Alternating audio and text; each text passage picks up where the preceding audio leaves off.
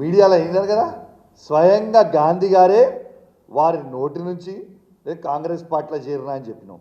నిన్నేం చెప్తావు? అది కాంగ్రెస్ కండువ కాదు, దేవుని కండువ అని చెప్తావు. ఎందుకే మీకు అంత భయము?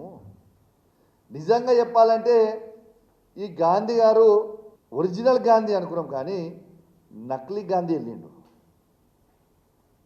ఏంటిదే నకిలీ గాంధీ? నువ్వు నకిలీ మాటలు మాట్లాడు, పూటకో మాట.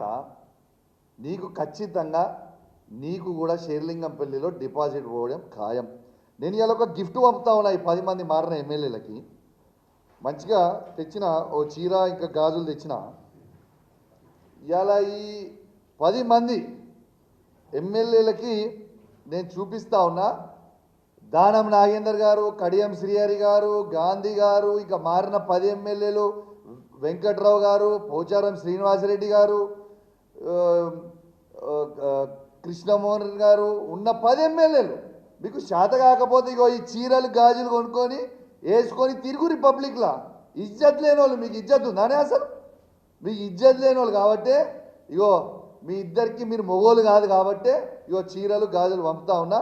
ఈ 2 కూడా మీరు వేసుకొని తిరగాలని నేను విజ్ఞప్తి చేస్తూ ఉన్నాను. ఇలా ఎందుకు ఇంత మాట అంటున్నా అంటే, నిజంగా దమ్ముంటే మొగోన్ లెక్క రాజకీయం చేయాలి. పార్టీ మారినటువంటి ఎమ్మెల్యేలకు చూపించినావు కదా, మేము కూడా నీకు ఒకటి చూపించాలనుకుంటున్నాము. ఇంకొకసారి ఆడవాళ్ళను కించపరుస్తూ మాట్లాడితే ఇదే చెప్పుతోని చెప్పులు తీయాల్సి వస్తుంది. అందుకే మిస్టర్ కౌశిక్ రెడ్డి, ఒళ్ళు దగ్గర పెట్టుకొని ఉండు, ఒళ్ళు దగ్గర పెట్టుకొని మాట్లాడు. ఆడవాళ్ళను కించపరిచే విధంగా టీఆర్ఎస్ నాయకులు, బీఆర్ఎస్ నాయకులు పదే మాట్లాడుతున్నారు. కాబట్టి ఇవాళ మేము ఈ సిచ్యువేషన్కి వస్తా ఉన్నాం. కాబట్టి ఇంకొకసారి మాట్లాడొద్దని చెప్పేసి హెచ్చరిక జారీ చేస్తా ఉన్నాం.